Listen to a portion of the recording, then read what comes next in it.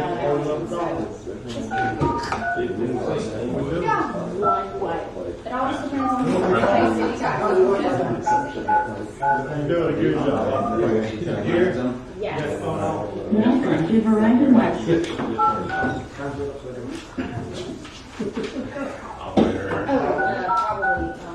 Glad you do it.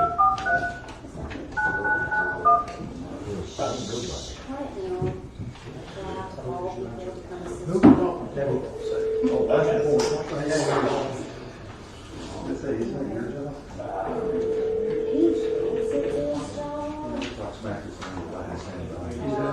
Just for you. Hey, morning, Debbie. This is my name, Dr. Harris. We're ready to go. This one really well. All right, good morning, everyone. Let's call the meeting to order. It is July the 12th. We're here for a regular meeting. We're going to stand for an invocation followed by the prayer. Dan, if you would, please. Lord, we come to you and thank you again for this day. Thank you for this beautiful country we live in, especially for this city. Lord, we just ask your presence to be with us today, that you would guide us. And that, Lord, we would think before we speak, Lord. We would only speak the things that are pleasing you and things that are right. And we ask you these things, Father, in Christ's name. Amen. Amen. Pledge Allegiance to the flag of the United States of America, to the republic for which it stands, one nation, under God, indivisible, with liberty and justice for all.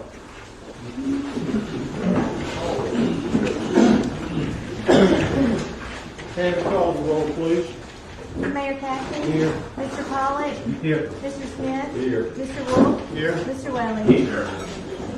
All of them. Thank you.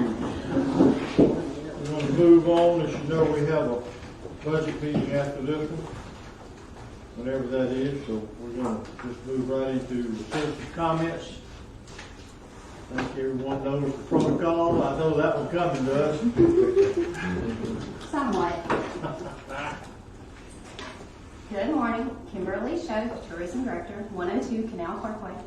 On behalf of Special Events, I'm here to just thank the city for all that they assisted with for our July 4th Fest Blast on the beach. The fire department did an amazing job.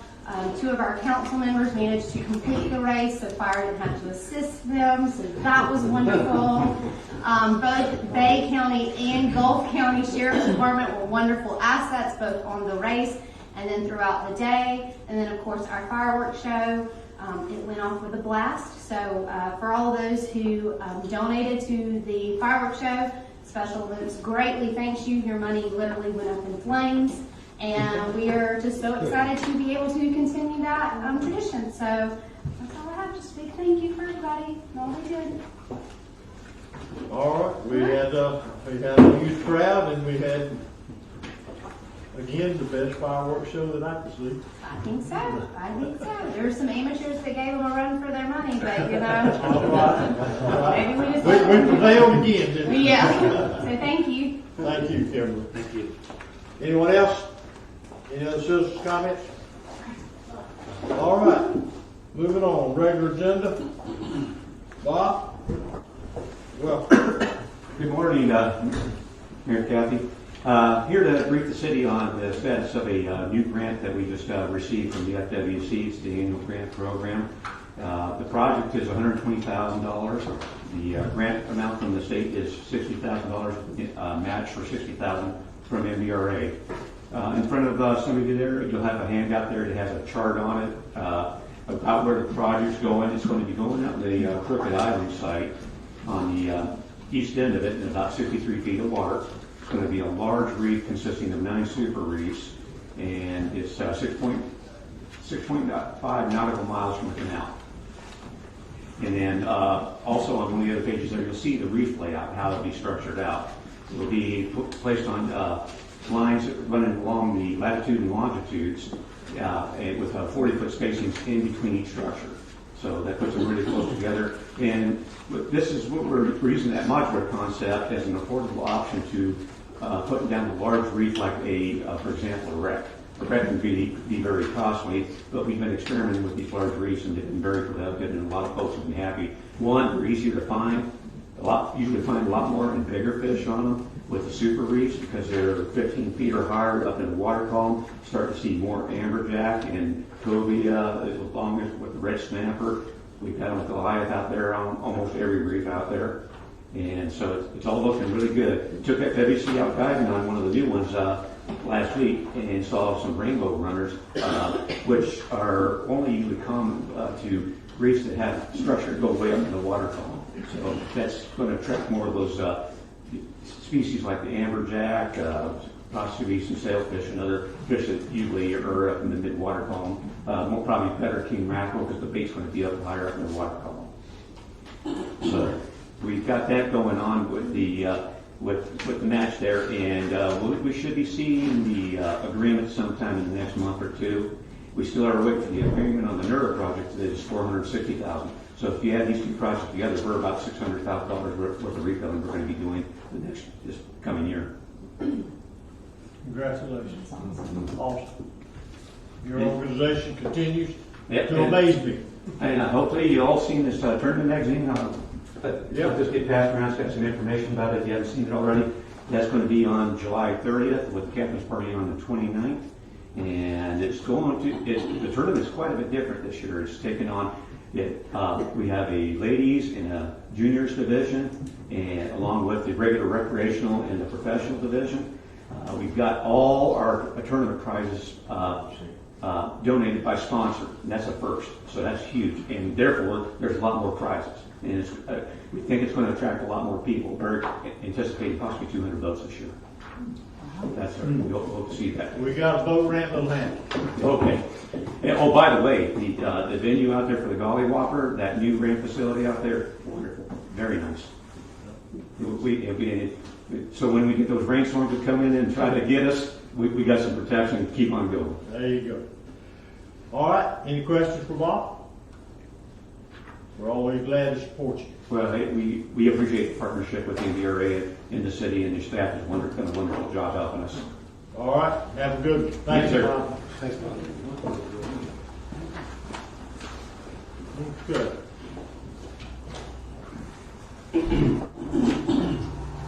Moving on. Nice people come tell us how nice we are. Raise up. That's two in a row. Okay, department reports. All right, Mr. Mayor, thank you very much for the opportunity. I have Lynn Davis, the Utilities Department here, to give you a brief update on the utilities process.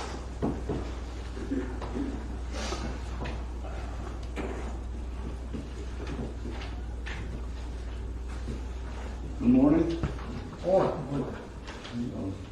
Working installing meters. You have to start by telling them how great the job they're doing. No, it's okay. Run a roll.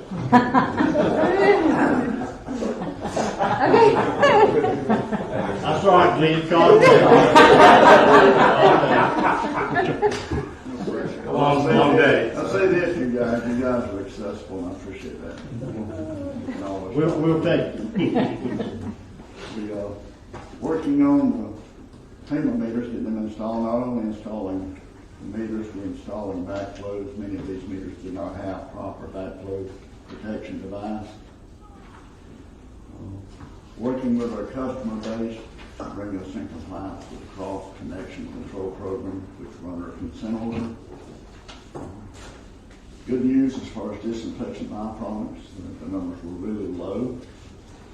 So we haven't had a hit on that since, I think, August of last year, and I think we identified the problem as proper turnover of the tank. Guys are working hard, it's hot, but we're trying to get everything in compliance, the meters and the cross connection control, as well as handle the day-to-day business. If any of you have a question?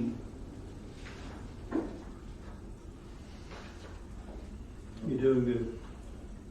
Thank you for your time. I'll return speaking on, the water comes out. Good job. Thanks, Glenn. All right, sir, the next report is from Lieutenant Williams with the Sheriff's Office.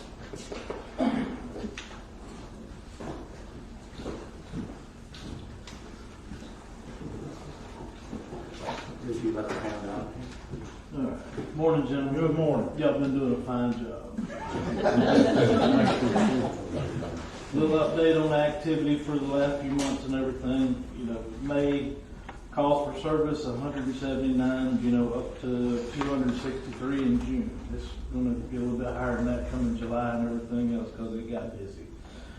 Traffic stops 24, June 70, miles patrolled 10,200 to 9758. Citations 5 in May and 17 in June. Warnings 17 in May, 52 in June. So arrests 3 and 4 and accidents 2 and 1. 4th of July went off without a hitch with us too. Everything went smooth. Didn't have any accidents the whole night. It was great. Also, was going to address a few things that we've been talking about and everything. Speed limit signs are starting to go up around town and everything. It's, you know, starting to get blanketed all over the place and everything. Got hit pretty hard on the weekend with the Facebook crowd and social media and everything, but we're going to prevail because, you know, that's it. You know, we need to answer some questions. People need to call us to find out because there's a lot of that they don't know about, and they need to call and ask. Some of the requests and everything came up as like speed limits, like on 15th Street. I had a thing on that, and y'all have also been working on the curve down there by Joe Drive and coming down and everything. And I had a suggestion, and, you know, just going to let y'all know, coming down around the curve, drop that down to 25. There's actually a speed limit sign over there right now with a curve on it that says 25. It's pretty old, it's pretty ragged and everything else, but coming from the other way, it's 35 miles an hour.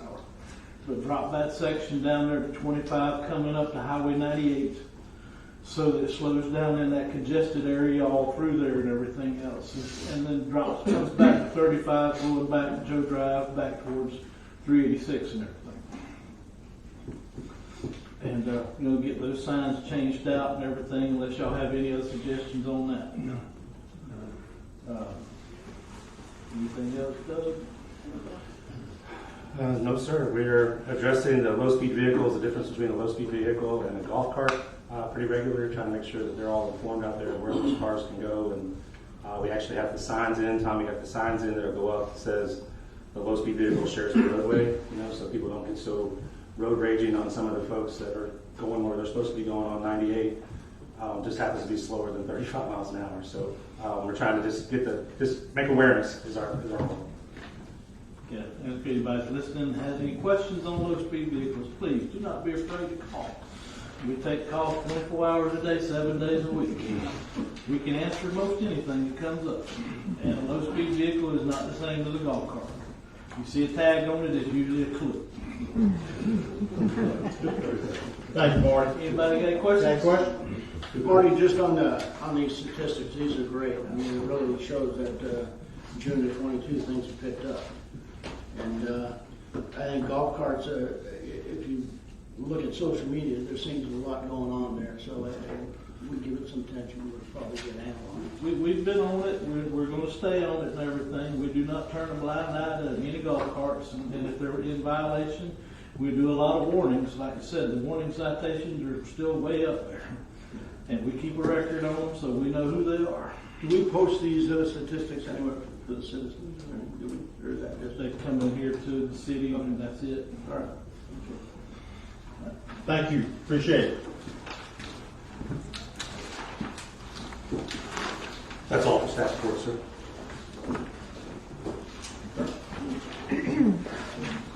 All right. Number 3 is last meeting. We failed to get a second for the general fund budget amendment. That is on our agenda again, and so we will move forward with either questions and or motion to have the second reading of ordinance 786. I'll make the motion to read ordinance 786 by title only. Second. We have a motion and a second. Tammy, please read. Ordinance 786, an ordinance of the City Council of the City of Mexico Beach, Florida, authorizing the amendment for the appropriation funds and adoption of the amended budget for the fiscal year 2021 to 2022 for the general fund, providing an effective date. Any comments, concerning ordinance 786? Do we want to discuss now or make a motion first? Once there's a motion, we will discuss. Is there a motion to approve? I'll make a motion to approve ordinance 786. I second. Have a second discussion? Yeah, I mean, I would say, go ahead and start. Well, I'll warn you that sometimes I need to write things down, so it's only one page, but bear with me. When I started to review the budget amendments, I had concerns regarding the $156,000 in unapproved employee salary increases. This was explained at the time as being covered by an additional $200,000 in additional money that we received. That further concerned me, as if it was unplanned funds, we should have been making a one-time purchase on capital or operating costs, not something that affects our budgets to come. That'd be like getting an extra $1,000 in your personal budget, and instead of buying a computer, you took out a 30-year loan on a house. Salary adjustments are not one-time expenses, but affect budgets for long-term and the years to come. The next concern I had is the number of policy violations that were contained in the process. The first, according to our personnel policy, is the administrator cannot exceed the midpoint of any salary without council approval. Second, we have 14 employees currently exceeding our adopted pay scale. And lastly, we've changed title of staff, and I can't find anywhere where the council has approved new positions such as public works supervisor. I brought these concerns to Mr. Baber the last couple of weeks, and we've had a series of pretty good conversations. Mr. Baber pointed out that his understanding is that he may move money among departments and line items.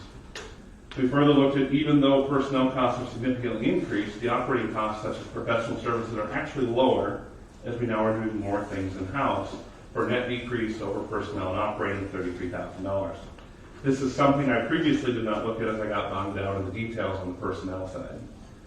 The bulk of our budget amendments are actually corresponding with the additional $500,000 revenue in and then transferred out to dedicated funds. The salary items are basically just moved among departments. Also discussed was the need to update the personnel policy, job descriptions, and pay bands. Our current pay scale is 2016. I agree these need to be looked at, and I fully support going over them, and I think we're actually going to discuss it today in our budget hearings.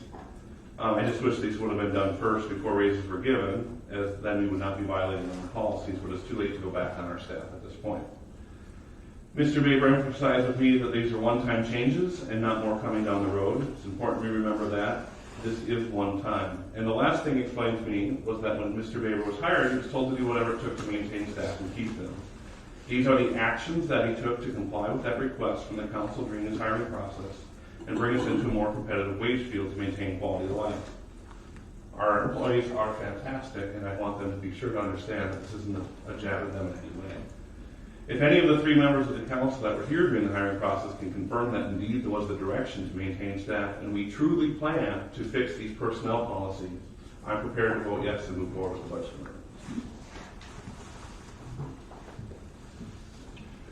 I agree with everything he's pretty much went over, and it's pretty much what I found. I had the same conversations with Doug, met with him several times last week, and I just find it interesting looking at the general ledger of the budget and understanding it, and not understanding why we can make this budget and then take it and move it all over the place. That wasn't the intent of the budget. The intent of the budget is to by line item.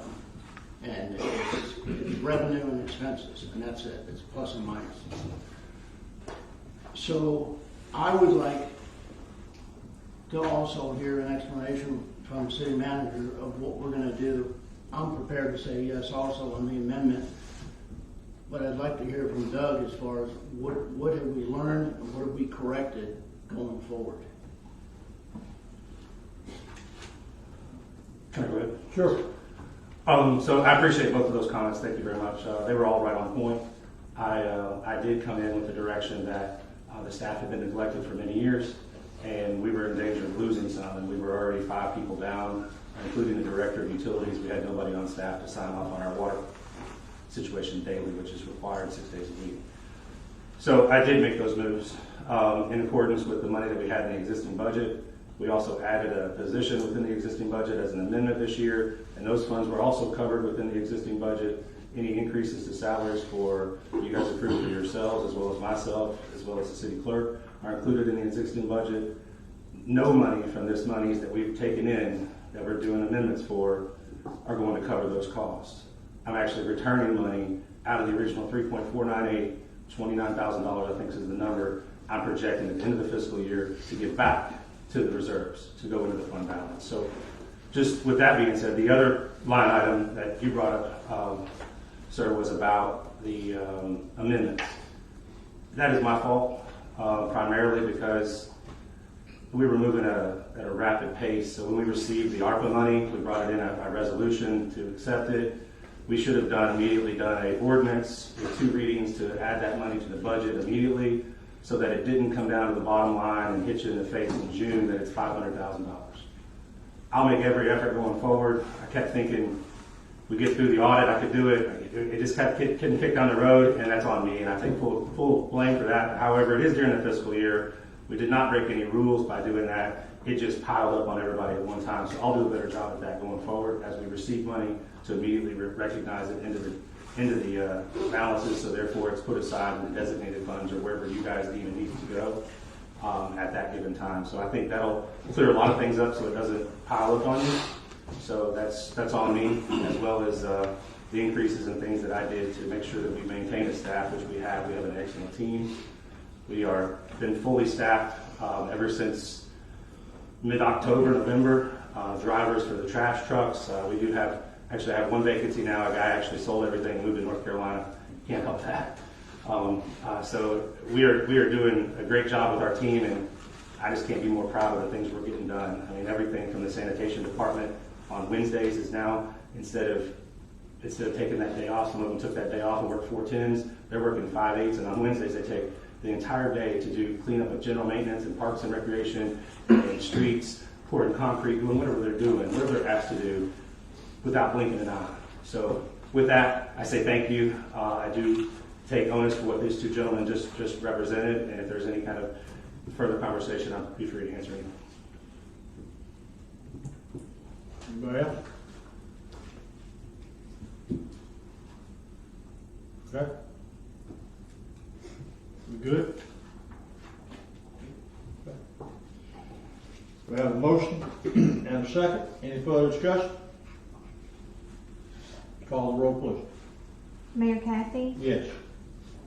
Mr. Pollitt, Yes. Mr. Smith, No.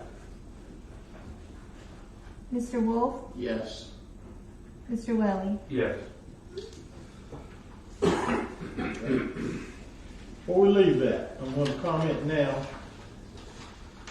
about what you said, which was well done. Mr. Baber came here after such a storm, multiple personnel issues. I want to know where that went.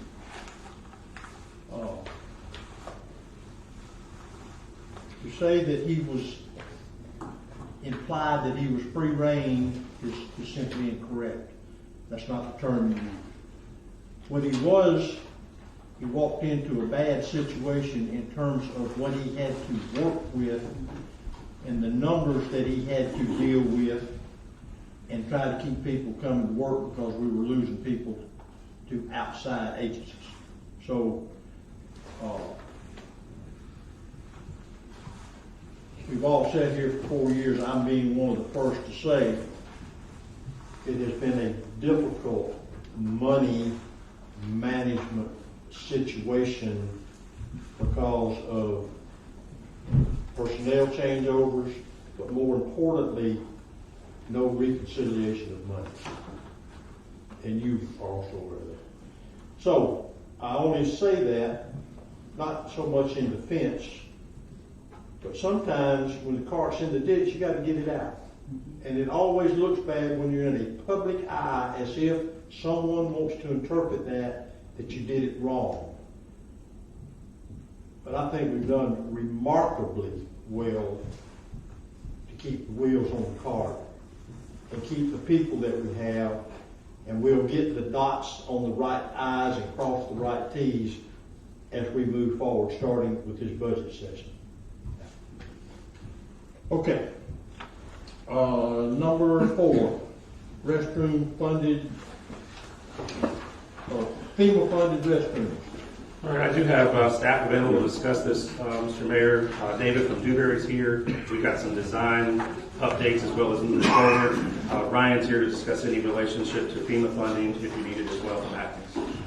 David. Sir, good morning. Good morning, David. So, I know the wheels have been turning a little bit slow on these three projects, getting stuff from the architect, but he sent this over about last week, and I wanted to get it from you guys just to give you a little informational update of the appearance that we're designing to, much similar to Sunset Park. And see if you guys had any comments or questions about that, or if you're good with what you see. You have the restroom itself, that's supposed to be eight and under the palms and Parker. That's what it's. Yeah, those are three different sites. And what this represents is FEMA provided, or FEMA is allowing three different size restrooms based on the award that they're going to do. I know in one of the meetings you mentioned you want to have the larger restroom, which what we're going to do is we're going to proceed with the design for the three different sizes because we have to go back to FEMA and show them that we basically got the value of what it would take to replace, and then the Parker Park one is the larger one that you want to put up. Right. So you would know what that value, what the bid's going to come in at, so you know what it's going to cost to build it. And if the city has the funds and decides they want to contribute to build that on the other two sites, they can. This was the best way for us to keep it separate, sir, so that we can track it easier down the road when we're reporting back to FEMA.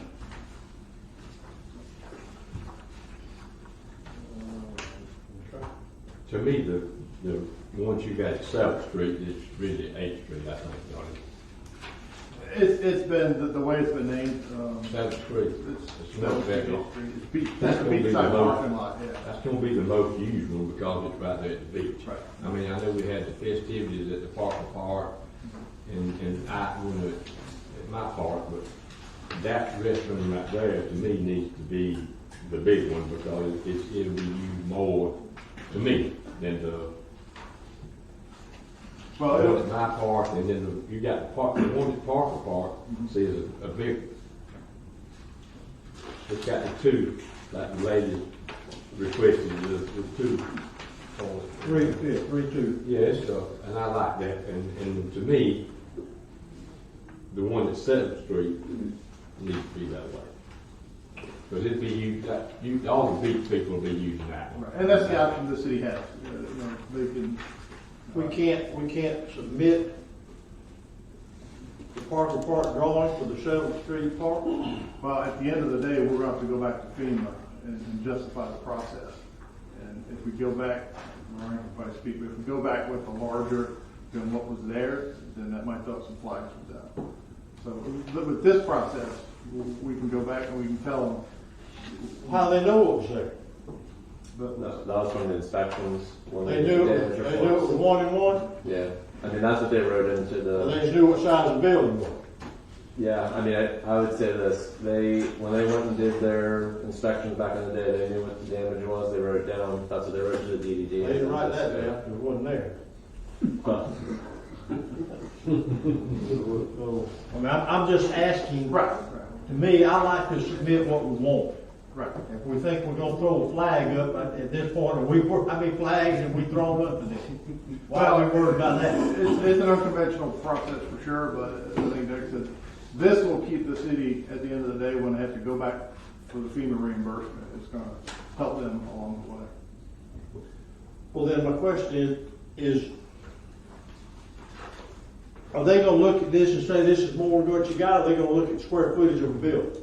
they're gonna look at whatever is written into their scope, which is what David has built this off of. Right.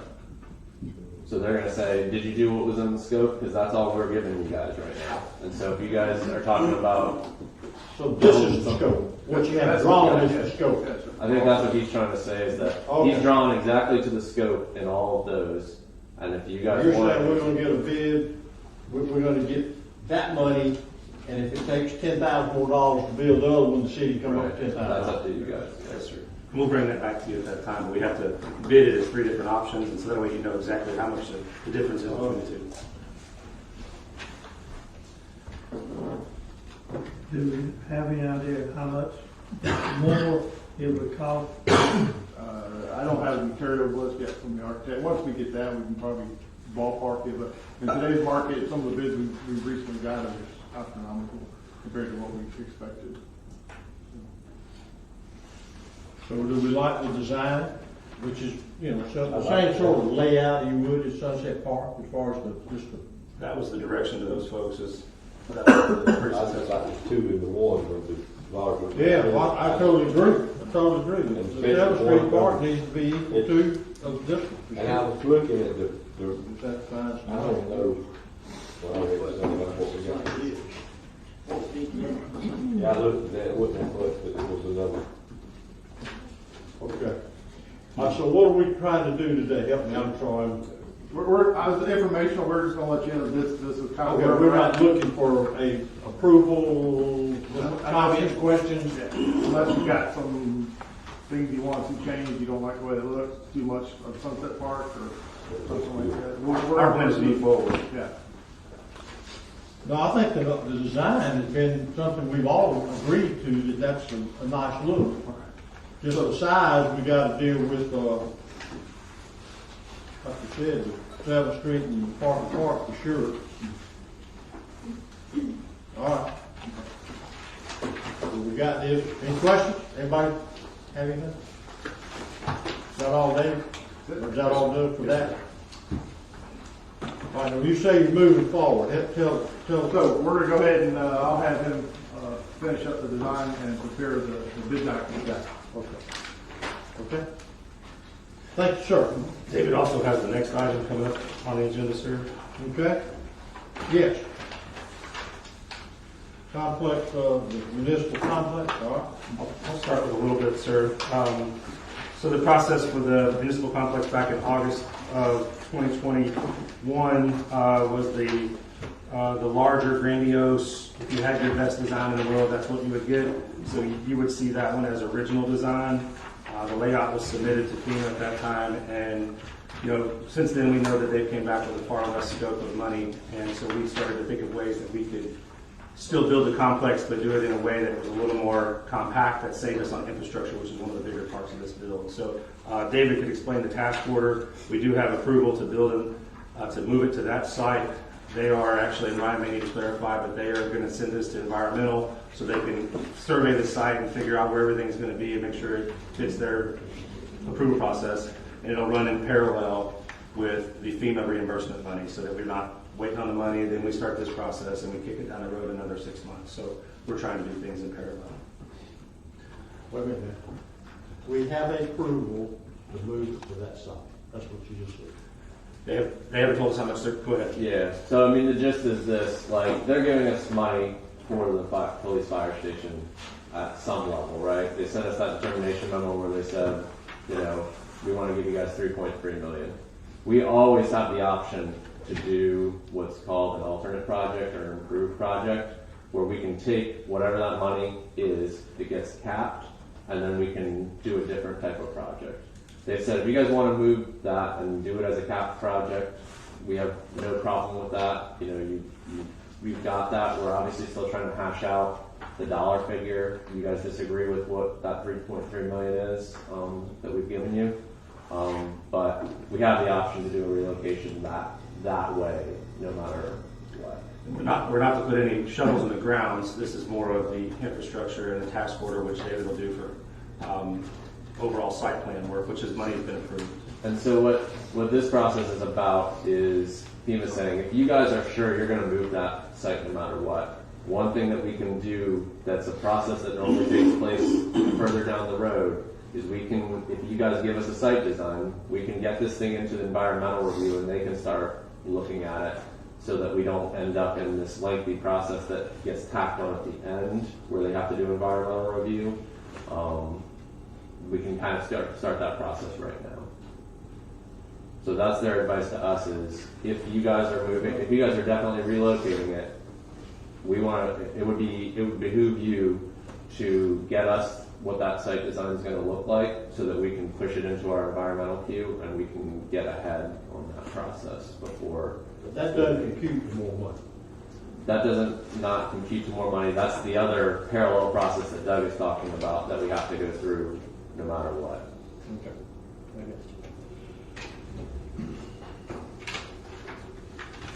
Well, what we've been trying to push for is to get us to tell us that we're approving the redesign at that site, which made me think when you said that they had somehow done that.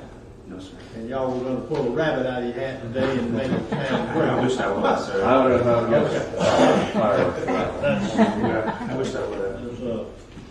We did agree to on the phone that we, in the best interest of the city, we had to move it. So, I understand. That's sort of not what you said. I apologize. All right, so what are we, I've got a couple of questions about the task force. May too. It says under D that you're going to coordinate with an architect. Do we have an architect? Well, DAG and Associates is the one who did the preliminary design for the FEMA work up front. They did it up front. Yeah. We don't have an architect That's for you the to city coordinate with. we're not subbing an architect. The city will work the architect and we'll work kind of side by side. So we'll coordinate with them. Whoever that is. Whoever that may be. All right, and the last question is, under the exceptions, or things that are excluded. Entrance roadway design to Joe Road. Correct. I'm going to assume that's in there because we don't think FEMA's going to pay for that. Correct. Yeah, the task order is for the smaller side, the revised design. I understand. The design, the thing, this project to me, without an entrance off of Joe Road, is a bad deal. And I don't know why we wouldn't put it in there right off the bat. This is civil engineering, the design of the site. Money, that's all it was. This revised design was simply just to reduce the cost. So we would also have a gravel rock kind of road to get to that. It's not going to be a For paved. me, now's the time to design. The other issue with that is the property between the edge of the property, the 25 acres that we currently own, to where Joe Road is not ours. It doesn't line up accordingly. That would be a whole other, we have to get that pathway over to it through St. Joe's property. And we didn't have that or haven't had that. They're in the process. Well, we've discussed it. And they're also in the process of working on deeding over Joe Road to us, period. We don't have that yet either, the other part. I just think the design should include some, we can't rely on 22nd Street to be Okay. the entrance to this thing. So David, even if it's not That's my opinion. I paved just, structure, Joe Road is natural. Just need to be extended. it's just quite a bit of ways from where we would be building this project, and it was always quite a bit of ways of road. If you could see on the original design, the infrastructure going along the two-lane roads to get to Joe Road, we could pursue that. I think the gravel road would get us to the edge of our property where there's a fire road that we could utilize for an emergency, but citizens would come through the natural way they've been coming to City Hall across 22nd Street into the complex. Yeah, and when we mention design, we're not talking about the alignment. I mean, it's simple enough to go from where we would stop and to go. We're talking more of the utilities, the water lines, electric. I understand, I'm just saying, but you're designing a road. Don't we think we should pursue getting Joe Road? What's that gonna take? It's gonna take some easements? It's gonna take from St. Joe to give us some, I can work. I'd be glad to work on that. well, I don't think they gave us 25 acres to get isolated out there. It's awkward because they did. They actually lopped off that corner. I know they did. Because they had future access down the road that they're worried about when they had that red line there where they lopped off that piece. So I could be glad to work on it. I have not. It certainly should open that door. I think two access points is important too, given, Hurricane Michael, if this was our building, I could have got to this one that day, using Joe Drive. I couldn't get to it with what's here. Yeah, when we first started it, that was the expectation for the fire, was having 2 points of access. Yeah, we got it. And on the alternate design, or the revised design, all we did was we took the fire station and shifted it across from the Civic Center. The road alignment's exactly the same, and we just stopped building the road once we got past the building. So in the future, or if need be in the future, if the city wants to, they can just continue as The design, I'm okay with the smaller design and the layout. What I don't like is that we're gonna do this and not have something from Joe, whether or not they're gonna give us access off of Joe Road. And with the growth of 15th Street being the place everybody's going. That's right, that's gonna be, it's just, to me, now's the time to know what we're gonna get there. So is number 10 a deal breaker on the site plan, David, or is there something that you can alter in here to at least align where the road would go in that direction? We need something to send them, to say, hey, here's what we need to get from Joe Road to this complex. Yeah, we can adjust how we need it if you guys can get it worked out with St. Joe. Let's say we did have it worked out. Let's hypothetically say that. Where would you draw a road in? How would you do that? How would you design that? It would be just like the original design. The same alignment. It would come on. Use that same road? Yes, sir. And that pretty much follows I guess they call it logging road. I said fire road. Or then what we need to do, in my opinion, we need to send them this, say, hey, Joe, we need to get a road through here. Y'all gonna help us? You gonna give us some easements or whatever? So that seems like you could add that on to get to there as part of the site plan. I know that your item number 10 says it doesn't include that. Could you work that into the same fee structure? Yeah, we could. Can we just show it? Yeah, we can definitely show it. And then we can send Joe that design, what we're doing with that 25 acres, and pursue getting whatever are they gonna help us find a way to get to it from Joe Road? Okay. I can handle that I'm good on with my that. end, and David can handle that on the task order. Can you strike through that number 10, or can you put as needed? Or? Well, I'll go back and ask the guys, what they think of any additional work. If it's more on the utility side.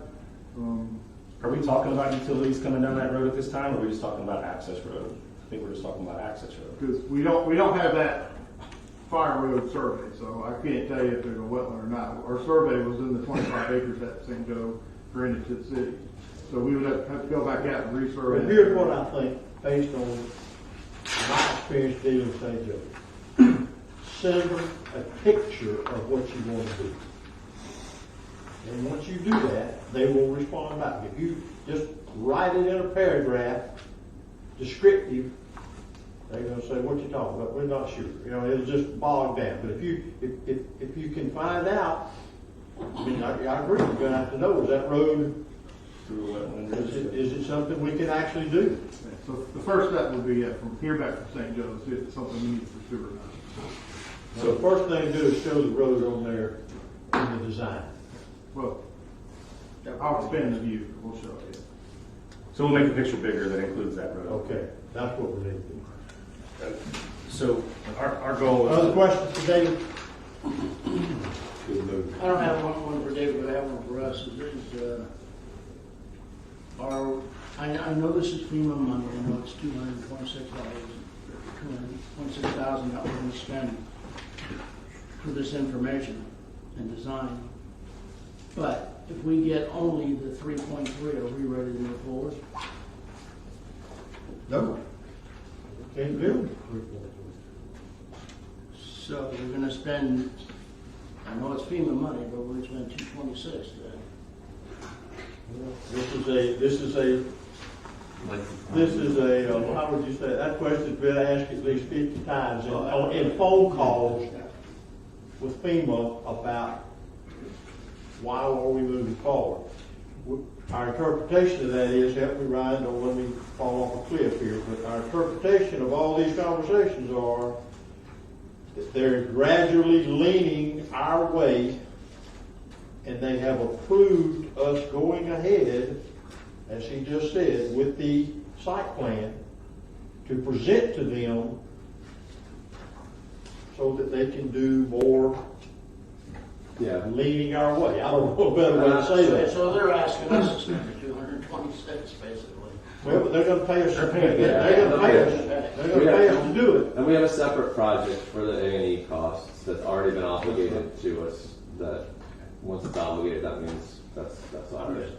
So, I mean, and there's risk, right? Like this is not some no risk situation like you're saying. Like if we don't have enough to get there, then we could be kind of dead in the water. But we have the A&E costs obligated, so I think that's what's out there for us at the moment with this task order. And that 3.4 didn't include the additional HMGP money that we have for the hardening of the building, another 1.5 million. I mean, there's numbers on top of that 3.4 that aren't there. But at some point, we're going to have a number, and we're going to say, this is what we can build, and you guys are going to have to make that decision. But to get to that point and not stop the train going forward, we can start with this site plan to keep the ball moving.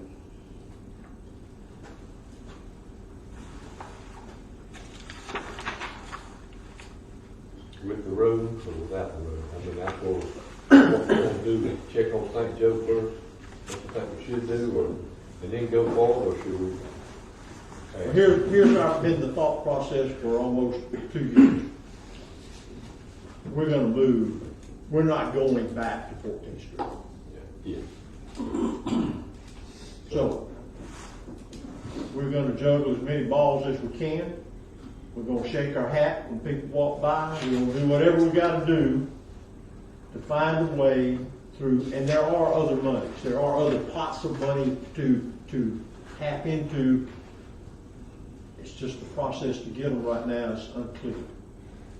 But, Well, that's all we do. for now, it's easy enough for me to change that view, show the connection with Joe Road, and then submit that to FEMA. I can do that today. I mean, I already got the information on the computer. And not knowing what we're dealing with as far as the wetlands and stuff through Joe Road, I would rather St. Joe come back to the city and let them know yay or nay, and then let them Show it. That's all I'm saying. Yeah, we can We show don't it. need to get real technical. We just need to say we need an access. I would think FEMA, if you're gonna have a fire and police station, that they gotta recognize, hey, these guys can't rely on 22nd Street. That's easy to say after 4 years. They don't recognize anything. It's difficult. But I mean, I think it's a good argument. Me too. Good. So, Is it something that we want to move forward with the task order to amend that point about the design? Or Well, I'd rather wait because, like I said, I gotta get with our surveyors to find out what they want to survey that. I mean, the 2.6 might not cover the design through Joe Road, that's why we had the exclusion.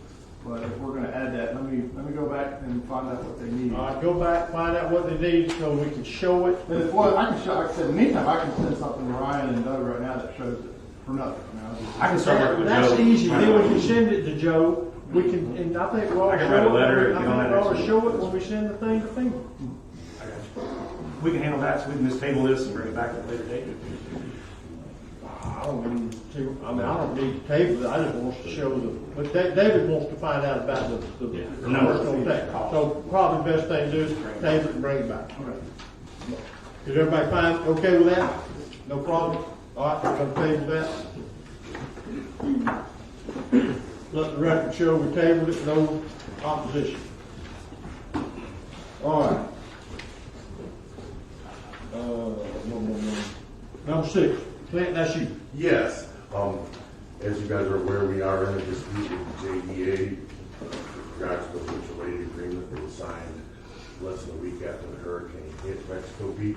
I spoke to each one of you individually yesterday, told you to basically explain the background of the case, where we're at with it, and what I was waiting for. There is some more information that I'm waiting to get.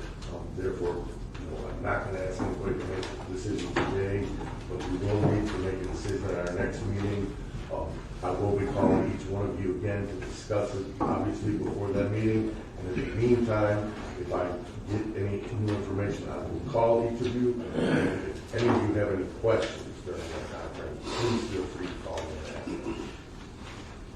Okay. And that's where we're at. right, so we're moving that to next meeting. Correct. Okay. City Administrator, number 7. Number 7, so this is a discussion of off-premise parking. I believe I have a handout here that you guys will pass out for you. First of all, included in your packet was the Land Development Code related to residential general and what was allowable within residential general. And then you also have in your packet, you have the Land Development Code related to off-street parking. So we've had a request, and as we've been dealing with a lot of things since Hurricane Michael here in Mexico Beach, is the ability to work with our contractors and work with our developers to kind of bring things to the city that probably normally wouldn't have been brought in that fashion. But given the current landscape, we may have to think about making some minor changes or variances or something of that nature to make it possible to have these amenities that we currently do not have. So we were approached by Dennis Warren and those folks to talk about a facility that you have in front of you that's on Highway 98. It would be directly east of the Exxon gas station, right before the realty office. They would have a building on piles, 2 stories above that. The first story would be like a liquor store, convenience store area. The top floor overlooking the Gulf would be an upscale dining Mexican restaurant, seating 86 86 guests with a bar area inside, full service kitchen, and a very nice looking restaurant by design that I see. So the discussion comes to the fact that on the current piece of property that they have, that they're proposing to put this site, they do not have enough parking to accommodate all those items that they're going to bring to the city, which we desperately need. So they've gone ahead further and secured a 3-year lease with an option to buy on a piece of property that is, so Oleander runs behind this property, one way behind it. On the other side of Oleander, just to the east, is another big lot that's vacant. There's a gentleman or a company that's willing to lease that to Mr. Warren to build a parking lot on or put a parking lot on, and they've said that they would do all kinds of fencing around it, and the parking lot would be whatever standards we required, and any vegetation or whatever we needed for that. We would have additional parking over there to suit the needs that they have to build that. So recently it did come up that they have the 3-year option for lease, the option to buy after that, and they may get it sooner. Mr. Warren, Dennis Warren is here, I think, in the crowd, in case you want to ask some questions about that. Last night this was presented to the P&Z Council to go over this idea. It wasn't any kind of a voting situation, and it's not a voting situation now. It's more of a kind of get your appetite for if this is something that you would think about doing down the road before this gentleman goes through and spends a whole bunch of money on designs, and we just tell him no because it doesn't meet our code. So I just would like to open it up to you guys, and he's here to speak. We're just trying to have contractors, just as we've done with like St. Joe, and they need to pour concrete at 2 o'clock in the morning because that's the only time they can get it. We're kind of making amends with some of these contractors to get things done. So maybe that's something that you guys would be interested in. But currently, what was the P&Z at the top? So their comments last evening was they were concerned about the one-way traffic on Oleander behind it. People already go the wrong way on that road. They also said that there was no crosswalk, so a crosswalk might be something that would help. The land use change presents a problem in a residential because that is zoned residential behind there. And then paved versus gravel came up about impervious surfaces and things like that based on what our land development code says. And then the lease to own seems like a problem. If the lease was they didn't get the lease for whatever reason, we're able to buy it or keep the lease, what would happen to their business license? And obviously they would not be able to operate that business without parking because we don't allow for on-street parking. The last thing was the residential folks in the area would probably not appreciate having another business right there in that residential zone, which is directly behind a commercial zone, which is where the business would be. So those are the comments. Based on what the land development code, it didn't seem like something they would push forward, but or approval status wise. But they did review it, and those were the comments.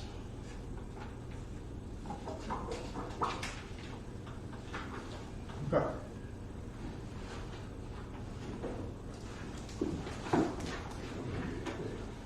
Hey, Dan. Hey, I don't know if you guys do have any questions, but the guy that we talked to about the lot, the 3-year lease, and we are going to buy it after, if this all just gets approved. So that's basically, it comes down to if the parking can be approved. And obviously, anything you guys need for the parking, fences or gravel or pay, we can do.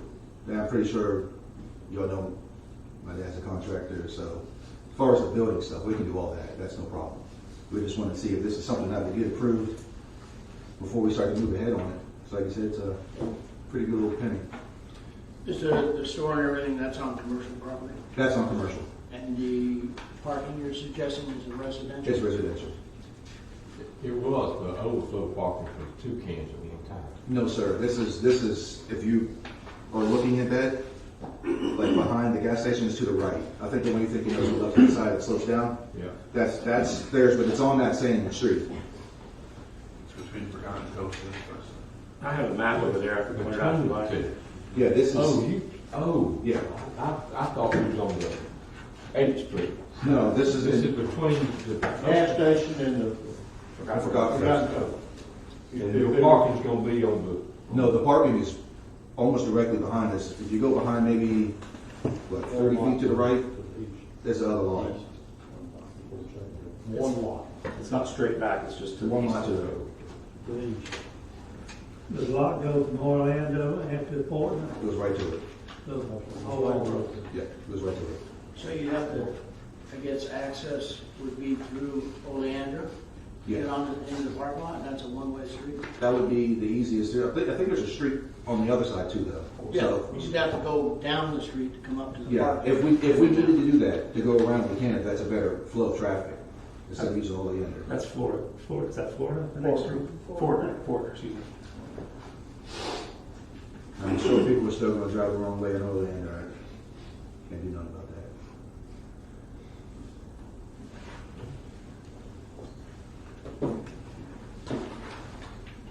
It will be a nice facility with air conditioning and Oh, that's gonna be nice. The city, it's been brought up by P&Z through the years that we have commercially zoned property and nobody uses it except to build a house on, because of, this is just a classic example of why commercial lots are not used for commercial businesses, because the size of them do not allow for The parking. anything other than maybe a real estate office or just something, that requires no traffic, requires no parking. I would love to see us try to find a way to make this work. I think it's, y'all sit here talk about what people are gonna eat. And we got a chance. And we got a chance, and you know, we just, it's, Eat and drink and what are you gonna do? I like to eat. good view, good place to eat, and good place to drink. We're gonna keep the commercial property, so it's used for commercial property. I think there's some exceptions that we're gonna have to look at and see if we can figure out a way to make it happen, so. I will say this, it's impossible to get a restaurant with the ordinances on the sides of the properties with alcohol unless you bought a liquor license too. Because you can't get the parking. You need 150 seats on the roof to avoid getting, and we got a liquor license and we secured another lot to try to meet all the ordinances too. So that's where we're at right now. Well, I know earlier, I see Carol sitting there, we did a parking lot that, we came to an agreement about fencing it and the lights and in the end it worked, I think, relatively well. It was larger than this, but it's still, there have been cases where we have done that in this same area, not in that, not on the same side of Oleander as this is, but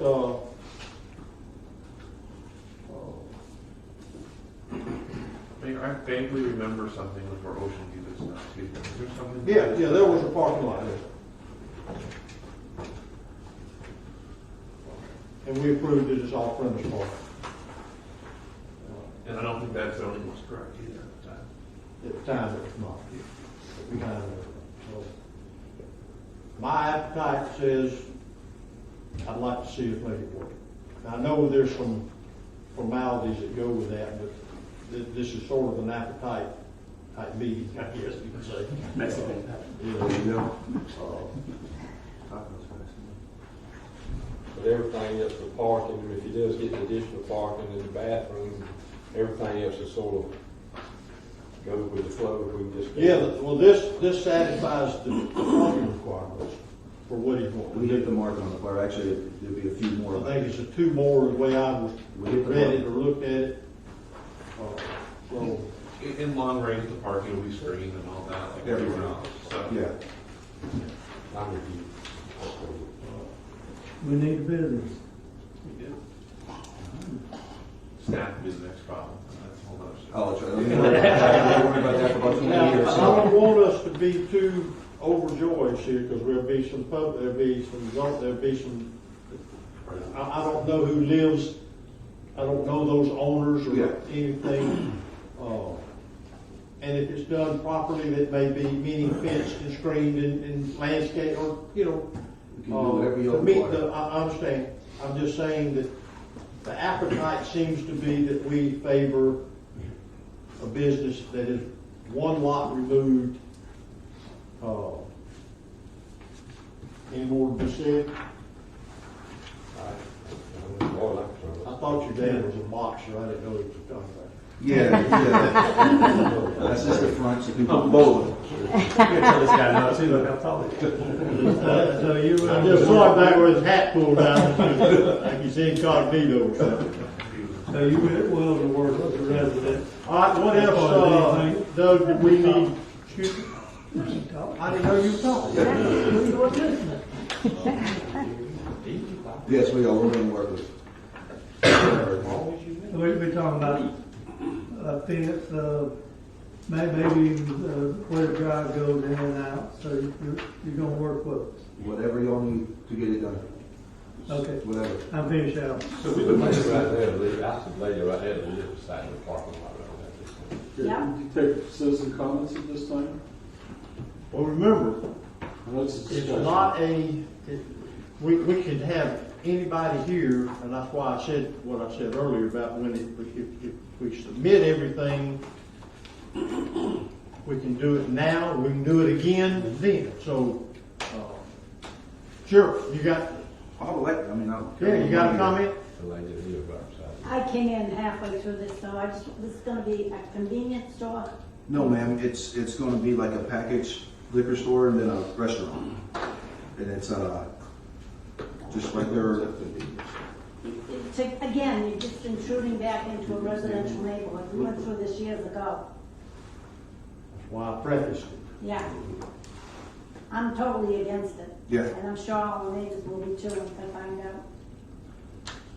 But it worked out. When we fished it, Carol, when we fished it in and we did the things that made it, it proved to be a non-issue. What are your concerns? It did. As far as you're concerned. Well, you didn't come to meetings anymore. I'm sorry, but it didn't seem to be an issue. There was no point in complaining anymore. I got shot down every time I complained. Gotcha. I respect your opinion. You have anything else? Like I said, I just want to go on the record that I'm totally against it, and I'm sure the neighbors will be too. All right. Anybody else? Yes, sir. I do. I fully support it, by the way, but I do have a suggestion.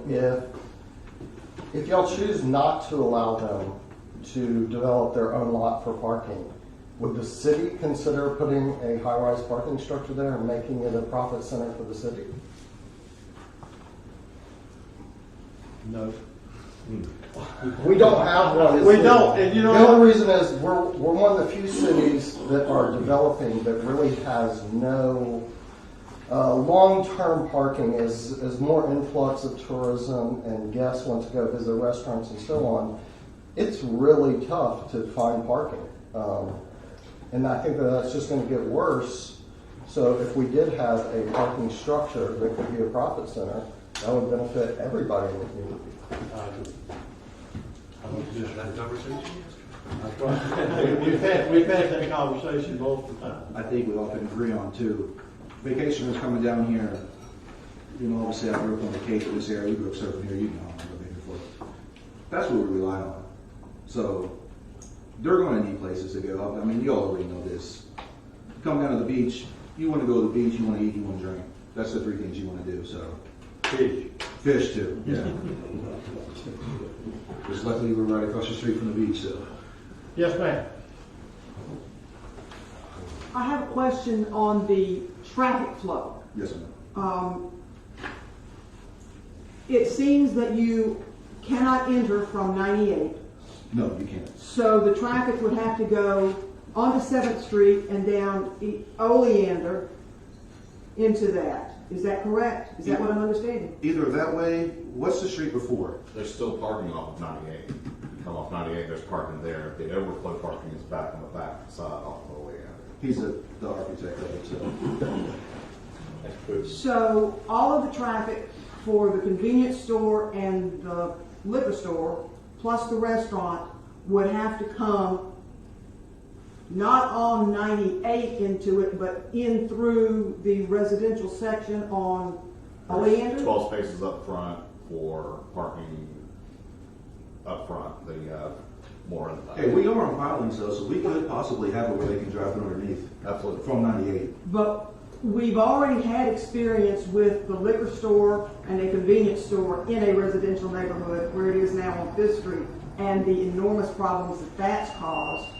So I can't see the entrance on Oleander or going down 7th or even Fortner bringing all of that traffic through the residential area. It seems to me that you need to keep that kind of traffic on the main road. So I see that part as an issue. Okay.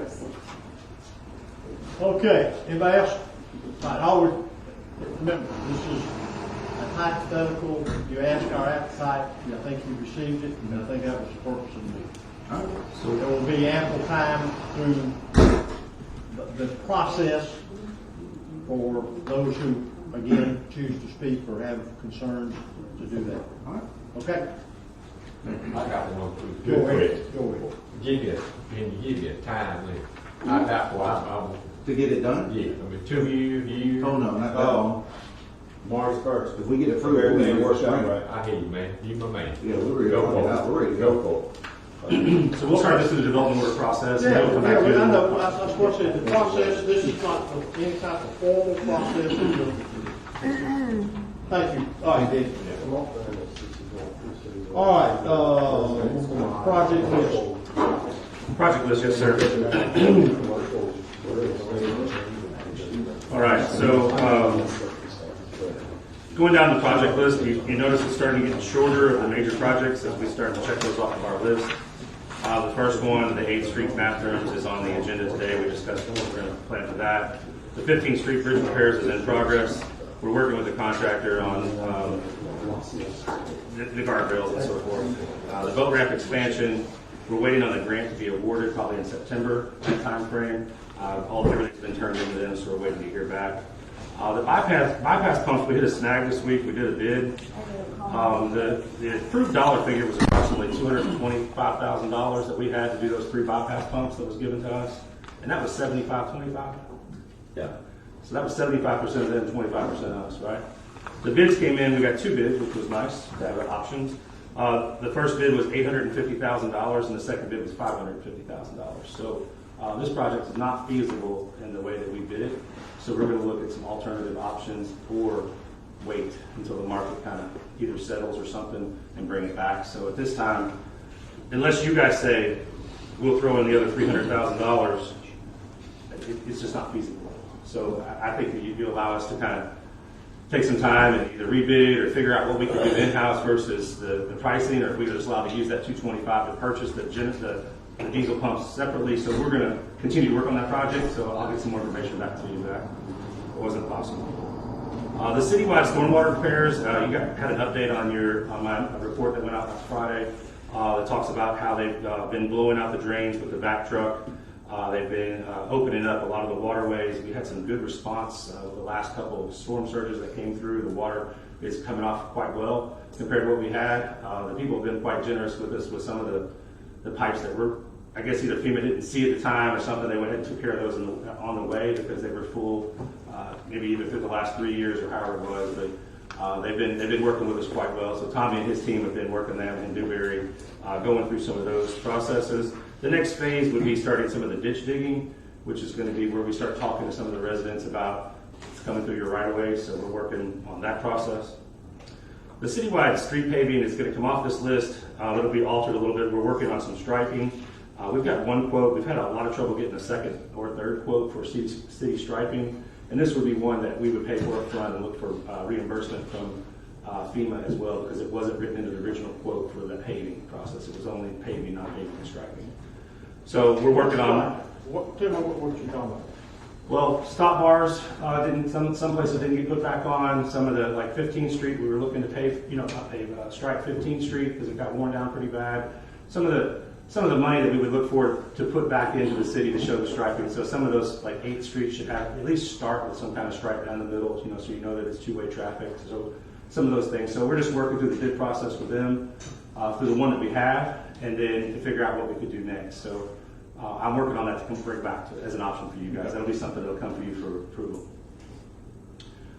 The dredge purchase, we all know it's coming in 2023. Tommy's staff did do a great job on the dredge that we currently have in operation. I think that snout will live longer than the rest of the dredge, but we're lucky to have Troy and Nick and those guys. They repurposed that, put in a new pipe. That thing should last a good amount of time, and they're back in action as of yesterday. They were out there. The manhole covers came in a couple weeks ago. They were scheduled to put them in this week. They got here, figured out that there was the wrong ones that showed up. New ones are going to be back this week. They're taking those and bringing in new ones this week, and they're going to install them next week. My problem is they had until the 13th to get those put in by the contract. So they sent me a change order. I got it late yesterday afternoon, so it was too late to bring to you. They're going to continue to put them in next week based on the contract price and honor that. And the only thing that they're going to bring to us is a change order for time, no cost. So I have that change order to put on the next agenda. My hope is it's done before the next agenda comes out, and it's a new point. But unless you guys tell me differently, they could not. Was the sewer manhole thing? Yes, sir. The lids they had showed up, the 300 or whatever showed up, and they were the wrong size. Somebody else's. So they were supposed to go to somewhere else, is what I understand. Glenn. That's why they were supposed to go somewhere else, and the other ones went somewhere else. So they're switching around. The city name on? No. No city logo on there. No, not logo. Just said Mexico Beach. They came to Mexico Beach. Yes, sir. They do the lids like the others. Many of the lids say Mexico Beach. They're not actual lids. They're inserts going under the lid. It's a plastic underneath. I'm sorry. There's no logo on it. To keep the water. Oh, sorry. It's not a manhole. It's not a manhole cover. Oh, sorry. It's a manhole suit. Oh, sorry. My apologies. Help with that. This is good. The marina, the boat ramp, the pavilions, and the fish cleaning stations. They've started over at the marina, the canal pavilion, with the framing work going. They've ordered the items for the punch list. They're still battling for the stainless steel for the fish cleaning table. He's got 2 guys that are supposed to be fabbing that for him. He's ordered all the other parts for the punch list to get that done. He's supposed to be coming back to work on those very shortly. So in the meantime, everything's been working perfectly over there. I think he was supposed to put up, remember we had a comment about the mirrors. He was supposed to get those put up last week. They came in, so I don't know if they're there yet or not. But so he is working on that punch list over there. So they're moving forward. The marina boat slips. David and I worked with somebody who submitted, what's the name of the engineering firm? MK Weber. MK Weber put in a design for top of the Gulf where it used to be for a marina boat slip on that side.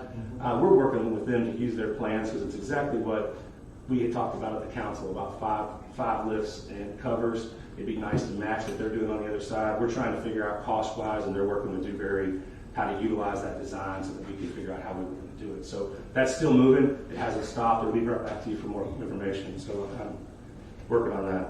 Parker Park, we discussed the bathrooms today. The Bay County has sent us a funding agreement for up to $75,000 for the playground. We do not have to pay for that up front. They're actually going to pay for it, handle it all, turn it over to us. It doesn't even run through our money.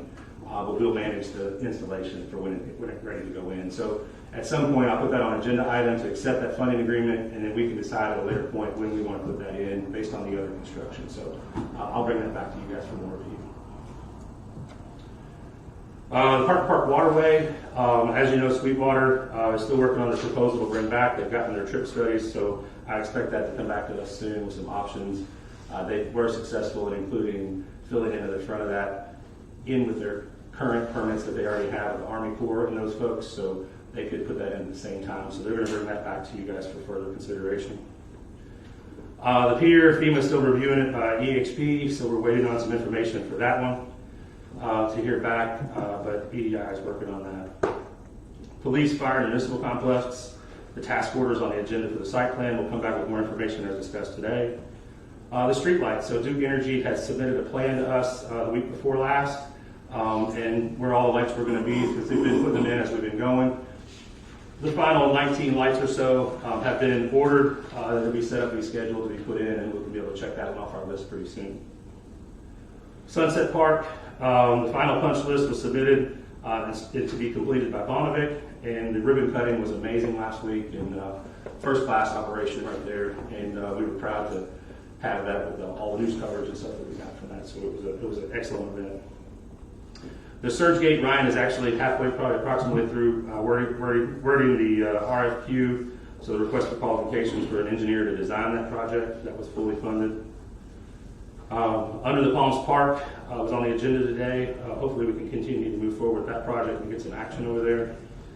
Underwater debris removal, we're pending a grant that's supposed to happen sometime later this year, and I don't have any other information on any of those projects. I have one question. Surge Gate Canal. How much time we spend on that? I haven't spent too much yet. Not much. Yeah. I just got to it's been kind of at the bottom of my list, honestly, because I feel like it hasn't been a high priority for you guys. Just an awful lot of questions that go with that. Spend a lot of time on this unanswered questions. So if it, in my opinion, if it wasn't like $10 million, 100% funding with no match, it wouldn't be worth it either. But to hear the idea of what might come back, maybe it's something to consider, and it's hard to pass that up. It's a lot of money. It may help us or may not, and it doesn't cost us anything to do the first process, correct? Yeah, I mean, we have, they phased the project, so it's 2 phases. They've only awarded us the first phase, which is... Well, the only reason, I know what we did, but that goes way back, early on after the storm, of an idea from a previous administrator, and I've asked the question multiple times, if we did that, what are we going to do to those people that are on the south side of that gate? Where's that water going to go? Are we going to compound a problem? And I just was wondering if I don't think we're not spending much time on it, I'm going to leave it alone. Yeah. Really not. Okay. Yeah, That's all. I've exerted very little effort on it. The biggest thing is because we didn't have a local engineer that was interested in working on it. I mean, Dewberry wasn't something they were good at, so we have to go out and find somebody that has done it. Well, we need to get bogged down with that. All right, questions on project list from anyone? Okay. Clint? I don't have anything else here. Okay. Doug? I do have one item to give you a heads up on. So last year, in October, we submitted $350,000 for appropriations for a pedestrian bridge on 15th Street and partial some walkways to get to that pedestrian bridge. And it was denied. It was not included in the state appropriations for the House or the Senate. However, they found some money. So when the governor vetoed, how many ever millions of dollars that was, $170 million, whatever that number was, that opened the door for us again. And we were approached, City of Callaway and myself from Jake Trumbull's office about putting in the same application again on the new form. It has to be done by the 15th of July. I'm finishing that. I worked on it this morning to turn that in again for 100% funding of $350,000. So the only thing that we do have going on that project is DOT decided to do a feasibility study 6 months ago, and they're thinking about it. There's no funding attached to it, there's no nothing. So this could advance the ball down the field for us should we get the funding through appropriations. So I'm going to submit that. Of course, it all comes back to you if we do get it. I think that it's something that's drastically needed sooner than later for the city of Mexico Beach. So I am pursuing that to get that turned in time by the 15th through the House. They haven't opened up anything for the Senate, but I expect the same thing. So just so you know, we're trying. Because the reason that Callaway was involved is both Callaway city manager and myself went and complained that how are you giving $32 million for all these parks? And he hit it for $1 million match for paving, and I hit it for $350,000 for for safety, for resident for safety, and they didn't even get consideration. So they said, we made a mistake, bring it back to us, so that's what I'm gonna do. So cross your fingers, hopefully we get something good from that. But it is only, I say only, but it's $350,000 that could help us with the pedestrian bridge to go across that canal. So This is separate from the asset sales tax project? yes, Okay. which was further down. Yeah, okay. Okay, anything else? That's all I have, sir. Rich, you got anything, sir? I'm good. One speech a day. Motion for adjournment. So moved. Thank everyone for coming. So, Mr. Mayor, you need about a 15-minute break, or you want to start back at a certain time, or what do you need?